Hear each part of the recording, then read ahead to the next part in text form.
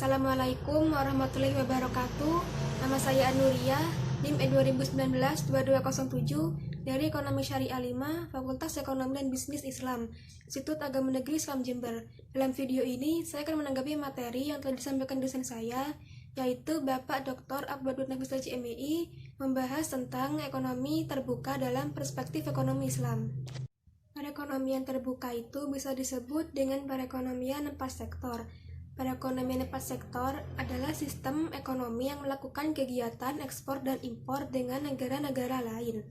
Dalam perekonomian terbuka, sektor ekonominya dibagi menjadi 4 golongan, yaitu pemerintah, perusahaan, rumah tangga, dan luar negeri. Disebut sebagai ekonomi terbuka karena tidak hanya melibatkan pelaku ekonomi dalam negeri, namun juga melibatkan pelaku ekonomi dalam luar negeri. Selanjutnya, faktor penentu ekspor. Suatu negara dapat mengekspor barang produksinya ke negara lain apabila mereka tidak dapat memproduksi barang tersebut. Misalnya itu ekspor kelapa sawit, karet, dan petroleum.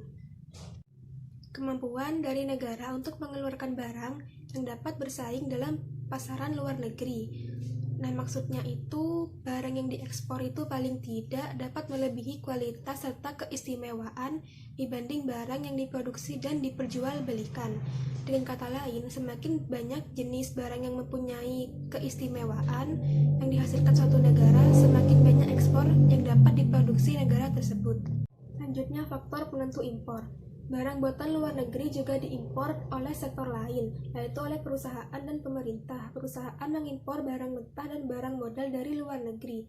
Pemerintah juga melakukan hal yang sama, yaitu menggunakan barang konsumsi dan barang modal yang diimpor. Walaupun dalam analisis makroekonomi diasumsikan bahwa impor terutama dilakukan oleh rumah tangga, maka fungsi impor sangat berhubungan dengan pendapatan nasional. Impor adalah pengeluaran terpengaruh yang berarti semakin tinggi pendapatan nasional, maka semakin tinggi pula impornya. Sirkulasi aliran pendapatan. Ada pemerintah, rumah tangga, perusahaan, dan luar negeri. Pengeluaran perusahaan dikeluarkan pada pemerintah berupa pajak, maka menjadi pendapatan pemerintah. Perusahaan mengeluarkan alat produksi pada rumah tangga menjadi pendapatan rumah tangga. Perusahaan membeli alat produksi jadi mengimpor dari luar negeri, maka menjadi pendapatan luar negeri. Rumah tangga membeli alat produksi dan perusahaan jadi pengeluaran menjadi pendapatan perusahaan. Rumah tangga membayar pajak individu pada pemerintah, maka menjadi pendapatan pemerintah. Rumah tangga mengeluarkan barang impor, maka menjadi pendapatan dari luar negeri. Selanjutnya, luar negeri menjual barang menjadi pendapatan pada pengeluaran dari perusahaan. Begitu juga pemerintah mengeluarkan penyaluran berupa subsidi menjadi pengeluaran pendapatan dari perusahaan. Luar negeri, ketika membeli barang dari perusahaan, maka menjadi pengeluaran pendapatan perusahaan.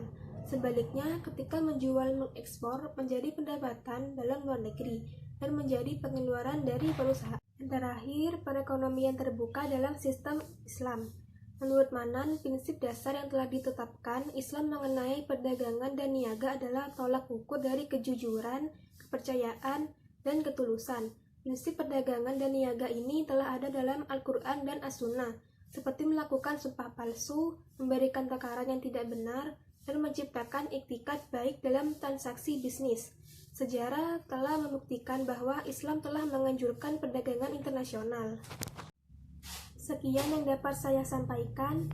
Mohon maaf apabila ada salah kata dan kekurangan. Wassalamualaikum warahmatullahi wabarakatuh.